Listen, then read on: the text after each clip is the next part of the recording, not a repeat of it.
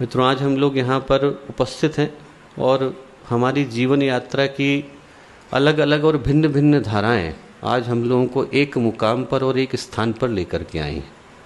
संभव है कि यहाँ तक पहुँचने के हम लोगों के मार्ग अलग अलग रहे हों, कारण अलग अलग हों। कोई भारतीय संस्कृति ज्ञान परीक्षा के कारण बैठा हो, कोई यहाँ पर शिविर करने के लिए आया है, कोई यहाँ पर आंध्र प्रदेश से चल कर के आया है, कोई कनाडा से चल कर के आया है। लोग विभिन्न स्थानों से यहाँ पर पहुँचे होंगे और हम लोगों के प्रश्न, जिज्ञासाएं, रुचियाँ, उत्सुकताएं भिन्न भिन्न हो सकती हैं, पर उससे फ़र्क नहीं पड़ता क्योंकि हमारा कलेवर समान है, हमारी दिशा एक है, गुरु एक है, जाना हमें एक स्थान पर है और पहचान हमारी एक है। हम सभी यहाँ पर गायत्री परिवार के अंश और अवयव के रूप में उपस्थित हैं। संभव है कि गायत्री परिवार से जुड़ने की हमारी यात्रा में, गुरुदेव से, माताजी से जुड़ने की हमारी यात्रा में हमारे पड़ाव अलग अलग रहे हों, कारण अलग अलग रहे हों। किसी को सेवा ने जोड़ा होगा, कोई साधना के कारण जुड़ा होगा, किसी का जीवन परम पूज्य गुरुदेव के साहित्य की एक पंक्ति ने बदल दिया होगा, कोई भारतीय संस्कृति ज्ञान परीक्षा का कार्य कर रहा होगा तो कोई महिला मंडल का सदस्य होगा, कोई युवा जागृति अभियान के कारण जुड़ा होगा तो कोई दिया के माध्यम से उसी कार्य को कर रहा होगा, कोई भारत के सुदूर दक्षिण से आया होगा तो कोई उत्तर से आया होगा, किसी ने गुरुदेव को देखा होगा, किसी ने नहीं देखा होगा। इन सबसे फर्क नहीं पड़ता दोस्तों, क्योंकि हमारा गंतव्य एक है, डेस्टिनेशन एक है। देहरादून से शताब्दी चलती है और देहरादून से चलने के बाद उसमें लोग देहरादून से चढ़ते हैं, हरिद्वार से चढ़ते हैं, मुजफ्फरनगर से चढ़ते हैं, मेरठ से चढ़ते हैं, पर पहुंचते एक स्थान को है। आदमी कहीं से भी चढ़े, कारण उसका जो भी हो, जिस भी कारण से आया हो, कोई हो सकता है मसूरी हनीमून मनाने के लिए आया हो, कोई हो सकता है हरिद्वार में तीर्थ यात्रा के लिए आया हो, कोई अंतिम संस्कार कराने के लिए आया होगा, कोई विवाह के लिए आया होगा। कारण अलग अलग हो सकते हैं पर हम लोगों का गंतव्य, डेस्टिनेशन एक है।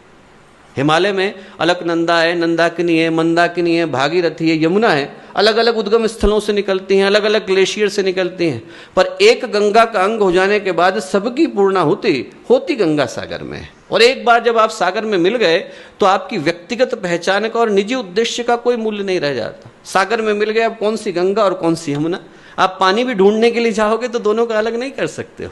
वैसे ही आज जब हम लोग यहाँ पर गायत्री परिवार का अंश बनकर और परम पूज्य गुरुदेव के अवयव के रूप में उपस्थित हैं, तो हम लोगों की व्यक्तिगत पहचान का और निजी उद्देश्य का कोई मूल्य नहीं रह जाता। यदि कहीं पर ये दबी छुपी कामना हमारे हृदय में सुगबुगाती भी हो कि हमारी अपनी पहचान होनी चाहिए, तो इसका मतलब है कि हम गुरुदेव के उद्देश्य को और इस मिशन के उद्देश्य को समझ नहीं पाए, हमारे समर्पण में भी कहीं कोई कमी रह गई। और ये बात मैं इसलिए कह रहा हूँ दोस्तों, क्योंकि ये मिशन मात्र इतना नहीं है जितना इस परिसर में दिखाई पड़ता है। ये जो 300 एकड़ का शांति कुंज और गायत्री परिवार और देव संस्कृति विश्वविद्यालय ब्रह्मवर्चस है, सिर्फ ये क्षेत्र इस मिशन का नाम नहीं है। यहाँ पर तो टिप ऑफ द आइसबर्ग, यहाँ पर तो आप सिर्फ इस योजना का इतना सा हिस्सा देख पाते हैं। और यदि इस योजना का सही हिस्सा आप देख सके तो आप पाएंगे कि इसका विस्तार अनंत है। इसकी विस्तार के विषय में, इसकी क्षमता के विषय में, इसके प्रभाव के विषय में शब्दों का सही से चयन कर पाना भी संभव नहीं है। हमारे अनुमान की क्षमता से कहीं बढ़कर इस मिशन का स्वरूप है। जहाँ से इस मिशन को ऊर्जा, संरक्षण, आशीर्वाद, प्रकाश प्राप्त होता है ना, उनके विषय में कह पाने के लिए मेरी जीभ भी कँपकँपाती है। गुरुदेव ने जानबूझ करके उसको रहस्य के रूप में रखा है और उसको रहस्य के रूप में ही रखे रहने देने का निर्णय उनका है, तो उस पर पर्दा हटाने का कार्य तो मैं नहीं कर सकता। एक छोटा सा इशारा करना चाहूँगा कि सृष्टि की जो सबसे शक्तिमान सत्ताएं हैं, जिनके पलक झपकाने मात्र से आप हिमालयों को ध्वस्त होते और समंदरों को सोखते देख सकते हैं, वो लोग भी गुरुदेव की इस युगांतकारी योजना में अपना हाथ बटाने के लिए पंक्तियों में खड़े दिखाई पड़ते हैं। आपको अंदाजा लगा पाना मुश्किल है कि इस मिशन का सूक्ष्म का प्रभाव कितना है। और प्रश्न अनेकों के मन में उठता है कि जिसका सूक्ष्म इतना प्रभावशाली है तो स्थूल क्यों नहीं है? यहाँ पर हम लोगों का प्रभुत्व और दबदबा क्यों नहीं दिखाई पड़ता? लोगों के जीवन में कष्ट कठिनाइयाँ क्यों हैं? गुरुदेव दिखाई क्यों नहीं पड़ते? तो इन्हीं प्रश्नों के उत्तर के साथ आज की इस बात को शुरू करना चाहता हूँ। मेरी हैसियत तो नहीं है, तब भी एक विनम्र चेष्टा इन प्रश्नों का उत्तर देने की करूंगा। और इसलिए करूंगा क्योंकि विगत दिनों में कई लोगों ने जब भी बात युग विभीषिका की आती है तो उनने इन प्रश्नों को उठाया है। एक भैया कल ही पूछ रहे थे कि भाई साहब, युग परिवर्तन घट क्यों नहीं रहा है? ये कष्ट कठिनाइयाँ इतने बढ़ क्यों गए हैं? उनकी तो घटाई सी उमड़ आई हैं। प्रकृति है, पर्यावरण है, और भी ज़्यादा कुपित हो गए। स्थिति और भी ज्यादा विकट है, भीषण है, भयावह है, त्रासदीपूर्ण है। आदमी की दुर्बुद्धि और दुर्भावनाओं में बढ़ोतरी हुई है, कमी तो नहीं आई, और इनका जो उपद्रव है और आतंक है वो यथावत बना हुआ है। तो लोगों के मन में प्रश्न उमड़ते हैं और उन प्रश्नों का उत्तर देने का मैं पहले प्रयत्न करूंगा। और दोस्तों, यदि हमें इन प्रश्नों का उत्तर जानना हो तो हमें गुरुदेव की कार्य प्रणाली को थोड़ा ढंग से समझना होगा। क्योंकि क्या है, महापुरुष क्षणिक लाभ के लिए कार्यों को नहीं करते, वो दूरगामी उद्देश्य को ध्यान में रखकर एक व्यवस्थित योजना को जन्म देते हैं। यदि एक ऐसा संगठन गुरुदेव को बनाना होता जिसमें क्या है 10 साल तक बहुत वाहवाही हो, बड़ा हो हल्ला मचे, सीएम से लेकर पीएम तक आप ही के दरबार में बैठे हुए नजर आए, टाइम से लेकर न्यूज़वीक तक आप ही के विषय में आर्टिकल छाप रहे हो, और 10 वर्ष के बाद जब पुण्य चुक जाए तो कोई नाम लेने वाला न रहे, तो वो करने के लिए कोई विशेष पुरुषार्थ की आवश्यकता नहीं। वो काम तो आसानी से संभव है। आप किसी भी एक पुण्यात्मा को पकड़िए और उसको केंद्र में ला करके बिठा दीजिए। एक पुण्यात्मा की उम्र, उसका पीक और प्राइम 10 साल से ज़्यादा का नहीं होता। आप किसी भी व्यक्ति का उठा करके देख लीजिए, 10 साल उसका पीक और प्राइम रहता है, और उसको आप ला करके केंद्र में बिठा लीजिए, ऐसा संगठन बन जाएगा। वो बनाने के लिए कोई विशेष पुरुषार्थ की आवश्यकता नहीं है। पर यदि आपको एक ऐसा संगठन बनाना हो, यहाँ पर एक ऐसे वटवृक्ष को बोना हो जिसकी छाया में करोड़ों लोग सैकड़ों वर्षों तक अपने जीवन की दिशा को प्राप्त कर सके, उनको तप मिले, उनको पुण्य मिले, उनको प्रकाश मिले, उनके कष्टों का निवारण हो, उनकी मनोकामनाओं की पूर्ति हो, उनकी आध्यात्मिक उन्नति हो, उनको मोक्ष मिले, उनके कर्मों का क्षय हो, तो वो करने के लिए व्यवस्थित योजना बनानी पड़ती है। छोटा काम करना है तो कोई दिक्कत की बात नहीं, पर यदि आपको कोई आचार्य शंकर के स्तर का कार्य करना है, भारत के सांस्कृतिक पुनरुत्थान की रचना रचनी है, आपको महात्मा बुद्ध के स्तर का कार्य करना है, धर्मचक्र प्रवर्तन की व्यवस्था बनानी है, तो वो करने के लिए दोस्तों एक गंभीर योजना को जन्म देना पड़ता है। कुआं खोदना हो तो किसी प्रयास की आवश्यकता नहीं होती, पर यदि नदी बहानी हो तो भागीरथी प्रयास की आवश्यकता पड़ती है। और जो यहाँ पर किया जा रहा है वो भागीरथी प्रयास किया जा रहा है। ये ठीक बात है दोस्तों कि कल यहीं से इस पूरे सृष्टि के कल्याण के लिए गंगा प्रवाहित होने वाली है, पर उसके लिए सगर के पुत्रों को श्राप तो लेना पड़ेगा, उसके लिए किसी न किसी भगीरथ को तो तपना पड़ेगा, उसके लिए 3 पीढ़ियों को कष्ट तो सहना पड़ेगा, तभी जाकर के इस क्षेत्र से वो गंगा निकल पाएगी जो पूरी के पूरी सृष्टि का कल्याण करेगी। वो करने के लिए किसी को तो कष्ट लेने को तैयार होना पड़ेगा। दोस्तों, नवरात्रि में हम लोग ज्वारे बोते हैं तो कटोरी में उगाते हैं। आप ज्वारे बोते हो तो कटोरी में उगाते हैं कि नहीं उगाते? पर यदि आपको गेहूं उगाना हो, अनाज लगाना हो, फसल लगानी हो, तो कटोरे को थोड़ी जोतता है आदमी की ट्रैक्टर लेकर के आ गया अब हम कटोरे को जोतेंगे। उसके लिए आपको खेत की जरूरत पड़ती है, हल की, कुदाली की, फावड़े की जरूरत पड़ती है, ट्रैक्टर की जरूरत पड़ती है, किसान की तरह की व्यवस्था बनानी पड़ती है, खरपतवार हटानी पड़ती है, पत्थर निकालने पड़ते हैं, जमीन को भुरभुरा बनाना पड़ता है ताकि वहाँ पर एक अच्छे बीज को बोने की व्यवस्था बन सके। वही काम गुरुदेव यहाँ पर कर रहे हैं।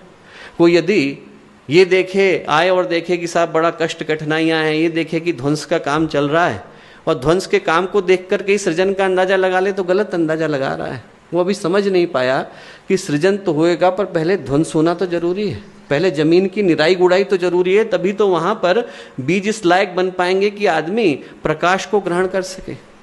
जब जमीन खड़ी होती है तो नींव तो खोदी जाती है ना, पेड़ यदि ऊपर लगाया जाता है तो जड़ें तो जमीन में जाती है ना। डॉक्टर चीरा लगाता है, आदमी को ठीक करता है तो पहले ऑपरेशन को चीरा लगा करके तो ठीक करता है। माँ बच्चे को जन्म देती है तो पहले प्रसव के कष्ट से तो गुजरती है। कोई यदि आए और सिर्फ माँ को कष्ट पाते देखे, कोई यदि आए और सिर्फ नींव के पत्थर को ठुकते देखे, कोई यदि आए और सिर्फ डॉक्टर को हाथ में स्कैल्पल लेकर के चीरा लगाते देखे और उसी के आधार पर समग्र प्रक्रिया का मूल्यांकन कर ले, तो इसका मतलब है कि वो अभी समझ नहीं पाया। तो ये बात सत्य है दोस्तों कि हम लोगों की कष्ट कठिनाइयाँ बढ़ी हैं, पर वो बाद के अमृत को पाने के लिए बढ़ी हैं। आदमी इस बात को समझ लेना जरूरी है कि कल यहीं से, इसी स्थान से नवयुग के नए मानव का निर्माण होने जा रहा है, पर उसके लिए किसी न किसी माँ को तो कष्ट लेना पड़ेगा। कल इसी स्थान पर इस पूरे भारतीय संस्कृति का विशाल भवन और वटवृक्ष खड़ा होने जा रहा है, पर उसके लिए किसी न किसी नींव के पत्थर को तो ठुकना पड़ेगा। आज के समय का जो कष्ट है वो बाद के अमृत को पाने के लिए है। आज के समय की जो कठिनाइयां हैं वो बाद की सुविधाओं को पाने के लिए है। और फिर आज के समय में दोस्तों, परम पूज्य गुरुदेव ने जितने गायत्री परिवार के कार्यकर्ता हैं, हर व्यक्ति के जन्म जन्मांतरों के कर्मों को उभार दिया है ताकि उनके परिमार्जन की व्यवस्था बन सके। हम लोगों को तो एक ही जन्म दिखाई पड़ता है, हम लोग सोचते हैं इसी जीवन के आधार पर हम अपने सारे जीवनों का मूल्यांकन कर लेते हैं। हमको लगता है कि इस जन्म में तो हमने कोई गलत कार्य नहीं किया, पर इसका मतलब ये तो नहीं है कि पिछले जन्मों में नहीं किया। बड़े बड़े जितने महापुरुष होते हैं उन लोगों के जीवनों में ऐसा जीवन निकल आता है कि जो बड़ा कष्ट साध्य था। आप महात्मा बुद्ध का, भगवान बुद्ध का जीवन देखें, भगवान बुद्ध के पिछले जन्मों में एक जन्म ऐसा जन्म का था जिसमें वो इतने क्रूर और आतताई राजा थे कि हजारों लोगों को उनने मार दिया था। भगवान महावीर करुणा की प्रतिमूर्ति, उनके पुराने जन्मों में, पूर्व जन्मों में एक जन्म ऐसा था जिसमें उनने एक व्यक्ति के कान में पिघला हुआ शीशा मात्र इसलिए डलवा दिया था कि उनको लगा कि वीणा जो बजाई जा रही है उस पर सुनने का अधिकार सिर्फ मेरा है, वही दूसरा आदमी नहीं सुने, इसलिए उनने उसके कान में पिघला हुआ शीशा डलवा दिया था। तो वो कर्म कहीं से तो लौट करके आता है। महर्षि अरविंद तपस्या की प्रतिमूर्ति, उनके पूर्व जन्मों में एक जन्म नेपोलियन बोनापार्ट का था। कहाँ नेपोलियन और कहाँ महर्षि अरविंद। आप कल्पना करके देखो, आदमी के जन्म जन्मांतर के कर्म निकल आते हैं। नेपोलियन के रूप में हजारों लोगों को मारा होगा, वो कर्म तो कहीं से आ जाता है। महाभारत में धृतराष्ट्र की कथा आती है कि धृतराष्ट्र जो है वो भगवान कृष्ण के पास गए और उनसे दो जिज्ञासाएं रखी।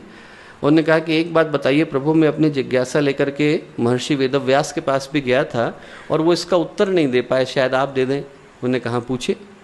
बोले मैं आज तक ये नहीं जान पाया कि मैं नेत्रहीन होकर के क्यों पैदा हुआ। ऐसा मेरा कौन सा कर्म था कि मुझे अंधे व्यक्ति के रूप में जन्म लेना पड़ा। उन्होंने कहा मैंने वेदव्यास ऋषि से पूछा था, उनने पिछले 107 जन्म देखे और 107 जन्म देखने के बाद उनने बताया कि आपका ऐसा कोई कर्म 107 जन्म में नहीं है जिसके आधार पर आप नेत्रहीन होते। भगवान कृष्ण मुस्कुराए और बोले कि यदि एक जन्म और पीछे चले गए होते तो आपके प्रश्न का उत्तर मिल गया होता। बोले आज से 108 जन्म पूर्व छोटे से बालक के रूप में मैं आपको देखता हूँ, आप चिड़िया के घोंसले के ऊपर चढ़े हुए हैं और जो चिड़िया के बच्चे हैं उनकी आँखों को टहनी से फोड़ रहे हैं। बोले वो जो कर्म था ना, 8 साल से नीचे का बालक होता है तो उसका कर्म स्वकृत नहीं माना जाता, उसको पनपने में शास्त्र कहते हैं 100 वर्ष 100 जन्मों से ज़्यादा का समय लगता है। तो 108 जन्म हो गए। 108 जन्म के बाद जब वो कर्म पका तो धृतराष्ट्र को नेत्रहीन के रूप में पैदा होना पड़ा। अब बोले कि दूसरा, बोले दूसरा प्रश्न ये था कि मैं राजा हूँ अभी तक और मैंने अपने पुत्रों को सबको मरते देख लिया।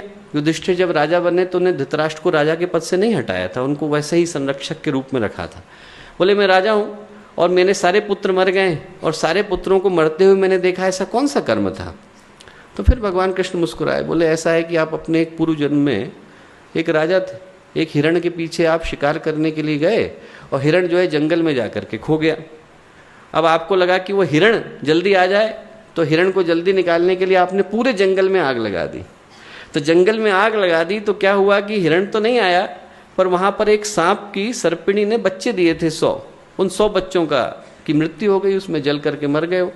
तो सर्पिणी ने आपको श्राप दिया कि एक दिन ऐसा आएगा कि जब तुझे, जैसे मुझे अपने पुत्रों को जल करके मरते हुए देखना पड़ा, ऐसे ही तुझे भी अपने पुत्रों की मृत्यु अपनी आंखों के सामने देखनी पड़ेगी और धृतराष्ट्र को देखनी पड़ेगी।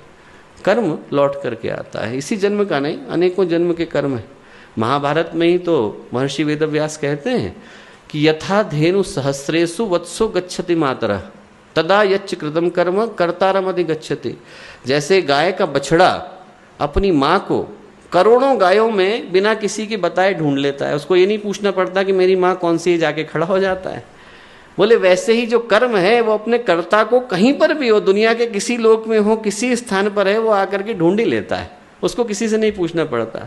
ऐसा नहीं है कि घर पे आके कर्म दरवाजा खटखटाए कि गुप्ता जी हैं अंदर पे और हम कहें कि कौन है साहब आप। बोले नहीं मैं तो कोर्ट से संबंध लेकर के आया हूँ। बोले नहीं गुप्ता जी नहीं रहते साहब यहाँ, हम तो वर्मा जी हैं, गुप्ता जी तो चले गए यहाँ से। तो कर्म लौट करके नहीं जाएगा, कहेगा कि साहब गुप्ता जी नहीं मिले थे वहाँ पर। कर्म तो ढूंढ ही लेगा, जहाँ पर इंसान है वहाँ पर कर्म ढूंढ लेता है। वो बशीर बद्र ने लिखा है कि अपने चेहरे के कब किसे दाग नजर आते हैं, अपने चेहरे के कब किसे दाग नजर आते हैं, वक्त हर शख्स को आईना दिखा देता है। कर्म किसी को दिखाई नहीं पड़ता, काल ढूंढ ही लेता है, काल ला करके दिखा देता है कि व्यक्ति को कि आपका कर्म कौन सा था। तो दोस्तों जन्म जन्मांतरों के कर्म है, वो कर्म जिनसे हम परिचित हैं और वो कर्म जिनसे हम अपरिचित हैं, वो सारे कर्म गुरुदेव ने उभार दिए हैं और इसलिए कष्टों की तीव्रता बढ़ी है। ये बात सत्य है कि कष्टों की तीव्रता बढ़ी है और तीव्र होती, पर हमें गुरुदेव महसूस नहीं होने देते। गुरुदेव इस ऑपरेशन को एनेस्थीसिया के माध्यम से कर रहे हैं, तो आदमी को पता नहीं चल पाता। आधे से ज़्यादा कष्ट तो वो अपने पर ले लेते हैं, हमें महसूस भी नहीं हो पाता कि कौन सा कर्म आया और कब चला गया। हम पे तो सिर्फ छींटे पड़ते हैं, उन छींटों के आधार पर ये हम बिलबिला उठते हैं कि हमारे ऊपर क्या आया, पर उधर से जो प्रवाह है वो बड़ा भयंकर है और उसका आधे से ज़्यादा कष्ट गुरुदेव अपने ऊपर लेने का कार्य करते हैं। मुझे एक संस्मरण याद आता है, अपने पुराने कार्यकर्ता थे जयपुर के, उनके बड़े ईमानदार अफसर थे। तो गुरुदेव के समय की बात है, उनके जो ऑफिस के लोग थे उनको थोड़ा ईर्ष्या हो गई कि ईमानदार अफसर हैं, तो उन्होंने झूठी शिकायत कर दी। तो कोर्ट में केस हो गया, ये हुआ कि अब जेल जाना पड़ेगा। गुरुदेव के पास आए भागे भागे, बोले एक साहब कोर्ट ने आदेश दे दिया है, मुझे जाना पड़ेगा। गुरुदेव से बोले, गुरुदेव ने कहा कोई बात नहीं बेटा, तू निश्चिंत होकर के जा, लोहे के छल्ले खरीद लेना और हाथ में पहन लेना। उन्होंने कहा ठीक है, लोहे के छल्ले खरीदे और पहन लिए। वापस गए तो केस पूरी तरह से साफ गायब हो गया, बिल्कुल जैसे कभी था ही नहीं, पूरी तरह से गायब। अब उनने उन छल्लों को पूजा की जगह पर रख दिया, रोज पूजा करने लगे। गुरुदेव गए एक बार जयपुर, तो गुरुदेव को पूजा घर ले गए। बोले गुरुदेव आपको दिखाना था, वो छल्ले बीच में रखे थे। बोले गुरुदेव ये छल्ले रखे हुए, इनकी पूजा करता हूँ। तो गुरुदेव हंसे, बोले छल्ले यहाँ क्यों रख दिए? बोले कि इन्हीं कारण तो जीवन बचा। बोले बेटा तेरा जो कष्ट था वो तो मैंने अपने ऊपर ले लिया था, पर तेरे कर्म में हथकड़ी लगना था, तो उसको कितना भी करके निकालता, थोड़ा करके तो जाता, छल्ले के रूप से ही निकाल दिया कि कम से कम तेरे हाथ में छल्ले ही बन जाए। तो कर्म है, आधे से ज़्यादा हथकड़ी को छल्ले में बदलने का काम तो गुरुदेव कर देते हैं, पर जितना हमारे हिस्से में आता है दोस्तों, उतने में ही आदमी को कष्ट होने लगता है। ये जो कष्ट कठिनाइयाँ हैं, ये एक दूरगामी व्यवस्था का अंग है दोस्तों। आज जो कष्ट दिया जा रहा है वो कल की अमृत को पाने के लिए दिया जा रहा है।